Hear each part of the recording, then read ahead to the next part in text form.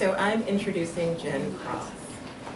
Jen Cross has facilitated sexuality and sexual trauma survivors writing workshops for 15 years. In 2013, Jen founded Writing Ourselves Whole, offering transformative writing workshops. She has worked with hundreds of writers in the Bay Area and around the country.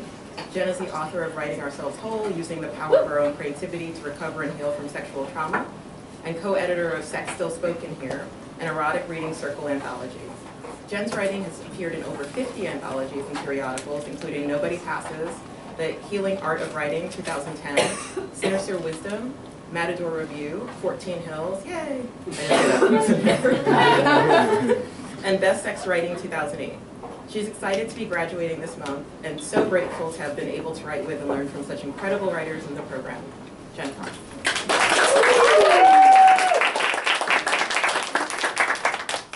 Thanks. Y'all, what a thing! Hooray, congratulations! I just want to say how inspired and fed and charged I feel every time I come to Bellrow. So every time, there's such brilliance in this program, this particular, I don't know, do we call it a class or a class? Whatever.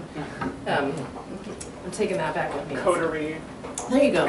I can't pronounce that word. I don't think I can. I feel like I have to take a minute to pronounce that word.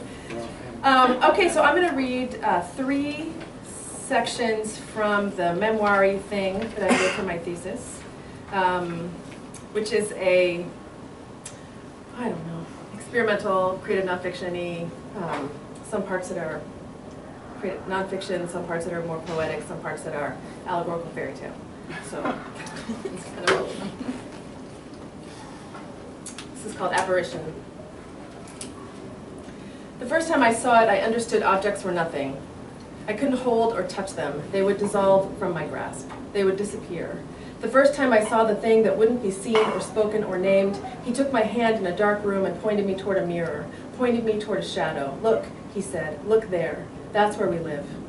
He showed me alleyways and a cantankerous past. He showed me the dark hydrant, the spit stream beside the bar. He showed me the unseeable in a cheap porn store peep show. He showed me the hole in the world. Look through there, he said. Tell me what you see. Do it with your eyes closed. Do it with your mouth full. The first time I saw the thing that wouldn't be seen, I learned how to unsuture negative space, and the inside stars of me imploded. The first time I saw it, I didn't know what I was looking at. It was too big to be seen. It was too small. I was too much a girl from a Midwestern town who'd sooner get run over by a bus than tell her friends at school she'd seen that, who thought heck was a dirty word, who traced the drawings of men and women making love in her friend's mother's pregnancy books, who got a knot in her stomach when Marvin Gaye's Sexual Healing came on the Top 40 radio station. This was not a girl who was ever meant to see that. No girl is ever meant to see that thing that wouldn't be seen. Just tell one story.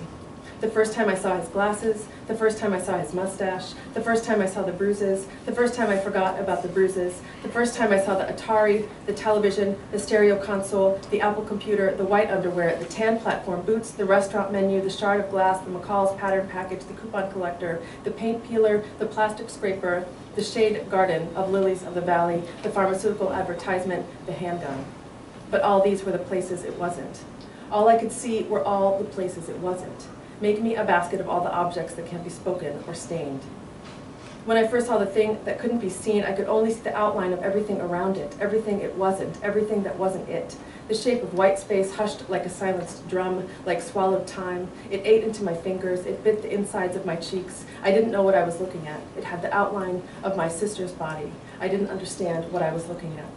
You want a noun, a simple thing, an object, a rock, or a gravestone, but all I can think is penis, dildo, vibrator, porn magazine, handgun, backhand, the shard of glass, the outstretched hand, something to tell a story, to unwrap the beginning, to reveal an initial apprehension of what was to come.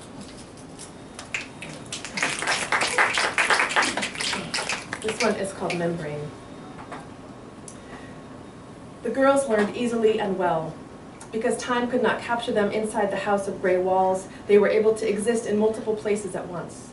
The girls separated into thin shards of cells, fluted into layers that floated and fluttered in the tinfoil breeze from their bedroom windows. He drifted along these cells, walked among them as old men in the ancient stories had once walked among raindrops. The eldest sister was revealed to be a skinflint, crumpet, and banshee and swan.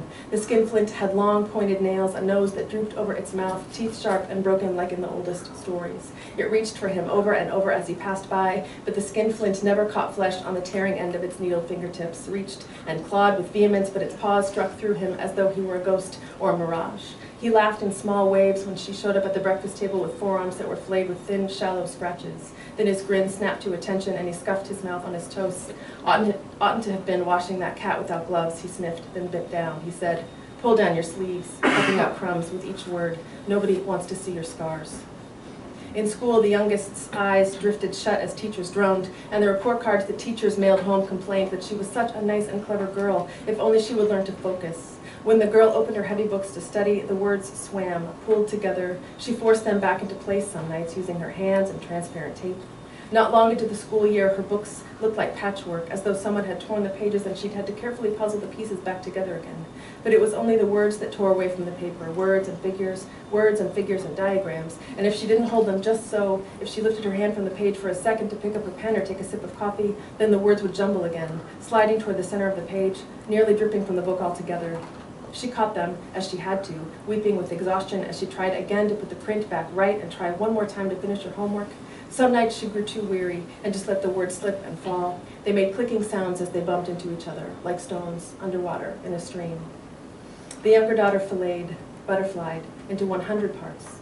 Some days she sat for hours after he had shed his fluids into her body. She watched her selves drift overhead. She lay on her back, her arms folded over her stomach, and then the room around her would unlock itself. East wall unhinged from south, ceiling pulled up and away as the roof unlatched. She heard the clacking and whirs from some time far away. She heard the mechanics of this thing called a house loosening. She lay in her bed, watched the peels of her selves float overhead. She saw the cat and the dripping girl. She saw the Raggedy Ann. She saw the blades of grass and grandfather's fiddle and the stick of crayon color and the old hot dog at the bottom of the bin. She saw the book her sister read every night, piles of old photographs, the trout fishing in autumn, the summer ice cream cone running down her arm. Each self a transparency, like cherry blossoms in a spring storm.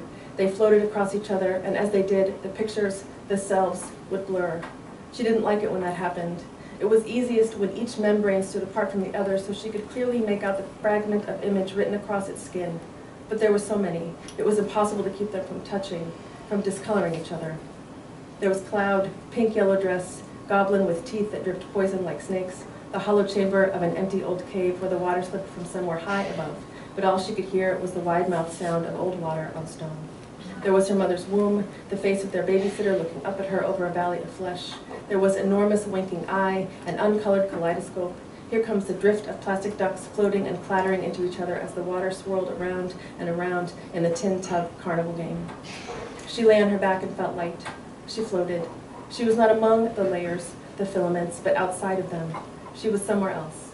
When she lay on her back and watched the leaves of herself dance above, she was empty. She was nothing. It was something more than nobody. It was a race.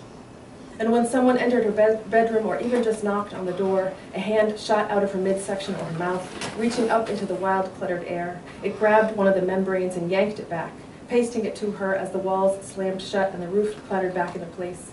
The hand smoothed out the membrane, the filament, the flame of her, until she breathed and coughed and was only one layer in the house with no time again. After the hand pasted a shape back onto her, sometimes she snapped at whoever had come into her room, and then she was punished for using her voice. Sometimes she talked like clouds. Sometimes the color of her viscid layer tarnished her nail beds and eyes. Though the mother had no eyes to see it, and the older thought her sister got to try on a new dress for free, the man could see the shifts of the younger girl, and it made him twitch his brows and growl under his skin. He did not like that she could become this way. He did not like that she was elemental. The hand did not choose, was not careful. Sometimes she was cat scratch. Some days she was bruise and drip. Other days she folded back the page of the book she tried to be and sent her body down to dinner, past the boom of his voice and collar, past the instruction manual he pretended to be when nobody else was looking. She stumbled down the stairs and smiled at her older sister with pages on her breath, but her sister couldn't smell them yet. Her sister couldn't smell them yet.